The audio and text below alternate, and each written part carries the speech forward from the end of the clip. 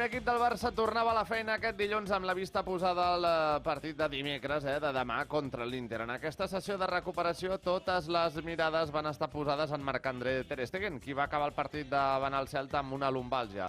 Malgrat aquestes molèsties, però s'espera que l'alemany pugui jugar amb normalitat. Ja només ens faltaria que no hi fos l'alemany. Doncs sí. I amb tot el respecte per Iñaki Peña, no sé, a mi em convenç, és dels que sí que em dona seguretat i em transmet garanties. Que no és el mateix que Ter Stegen? No, evidentment, Clar, però... És que a mi Iñaki Peña em dius ha de jugar 10 partits de Lliga perquè Sí, Ter per Stegen contracte es o perd el 2 que setmanes. sigui, sí. Et dic, vale, no, cap problema, però clar, precisament aquesta setmana... No seria la ideal, oi? Exacte, que has de debutar aquesta setmana és I menys complicat. en el moment en què es troba Ter Stegen, Sí, ara mateix, que és un Té mur totes les de perdre.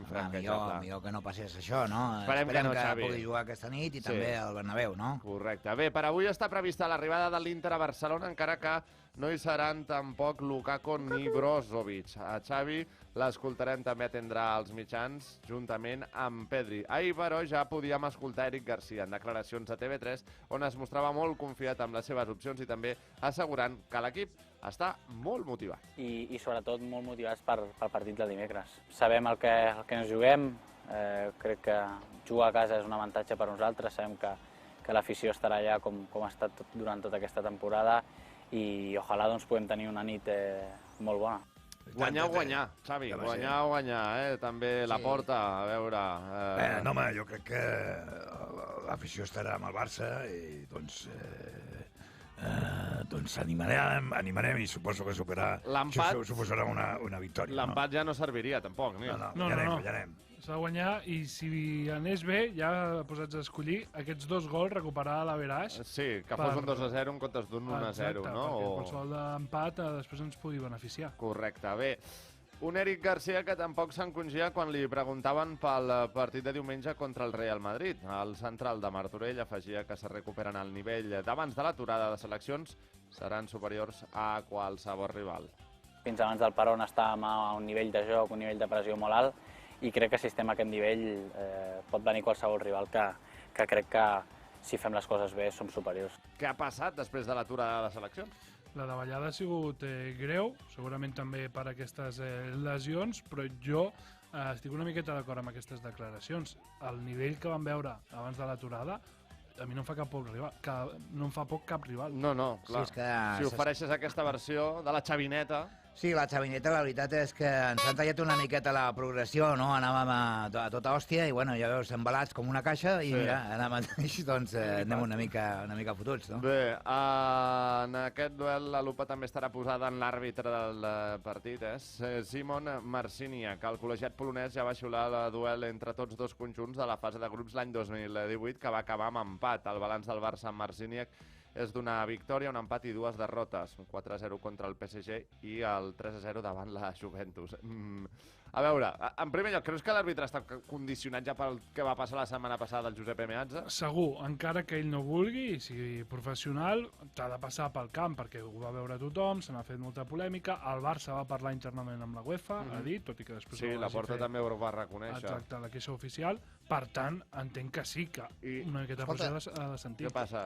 Els polonès, per tant, Lewandowski, escolta, li pot fer un ullet, no? Allò de dir, escolta, nete, un polaco en el Camp Nou! Pues haurà dos. Haurà dos, o 81.000, segons per aquí, Segons miri, sí. Sí, i t'anava a dir, no n'hi havia un que ens portés més bons records, no ho sé, no? Aquest senyor, 2 derrotes, una va ser el 4-0 al PSG, 3-0 davant la Juve, l'últim any de Luis Enrique. No hi havia Itequín disponible per aquest partit, no ho sé, digo jo. Així, el traien a la nevera ja. Per qualsevol a l'atzar, no? Però bé, en fi.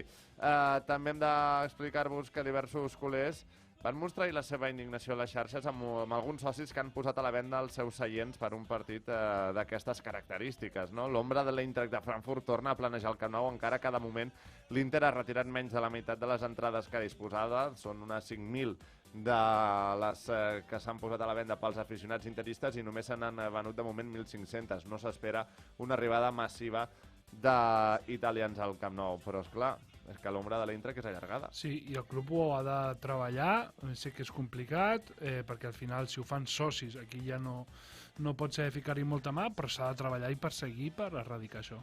Bé, i per últim també, com a dades a tenir en compte, us hem d'explicar que el Barça només ha guanyat 3 dels seus últims 12 partits disputats a la Champions. Les victòries van ser davant rivals menors com la Dinamo de Kiev i el Victoria Pilsen. En els 9 partits restants on no ha guanyat, acumula un balanç de 2 gols a favor i 17 en contra, gairebé 2 per partit, una barbaritat. En canvi, la dada positiva és que el Barça sempre ha guanyat a l'Inter al Camp Nou a la Champions, amb 10 gols a favor i només 1 en contra en 5 partits. L'única victòria dels italians al Temple Blaugrana va ser a la Copa de Fires la temporada 69-70. Ha plogut. Ha plogut molt, des d'aquella època. 1-2 aquell dia. Sí, home, això... Però què ens pesa més, la part positiva o la negativa? Perquè també... Clar, és que la dada positiva és històrica, que potser no té tant de pes, i en canvi la negativa és més recent. Clar, és d'actualitat pura i dura. De fet, aquests 2 gols a favor, Marc, són de fa 2 anys, de la 2021. Imagina't, doncs sí, O sigui, realment. portes 7 partits seguits sense marcar d'aquesta tanda. En fi, que la cosa no sé com pinta, però si m'ho permeteu, jo també vull dir la meva sobre aquest partit de demà. I avui què? Sou més optimistes? Com us heu llevat, culers? El partit de demà contra l'Inter és una autèntica final i és que tot el que no sigui guanyar pràcticament serà acomiadar-se de la Champions a la primera de canvis. A l'Inter ja li valdríem un empat, mentre que a nosaltres no ens serviria ni per començar. El Camp Nou ha de ser una olla a pressió, plena fins a dalt i plena de gent blaugrana. Els que hagin venut el seu celler no s'ho estiguin pensant, potser haurien de replantejar-se el seu barcelonisme i cedir-li d'una vegada per totes el carnet a algú que realment s'ho mereixi el valori. No feu el burro.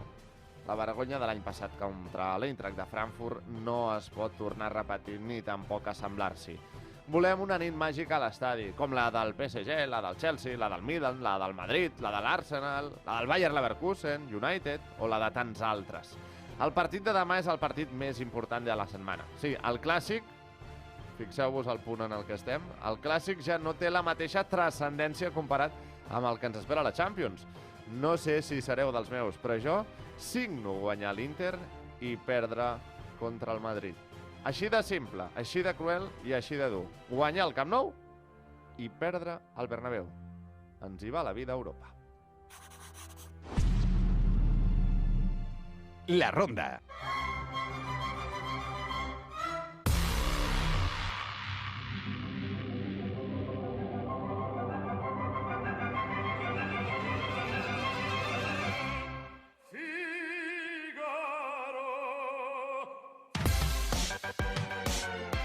Doncs 3 minuts per arribar a 7:15 i ara també us hem de traslladar la pregunta del dia. Y esta es la pregunta del día. Doncs precisament, signeu guanyar contra l'Inter i perdre el Clàssic?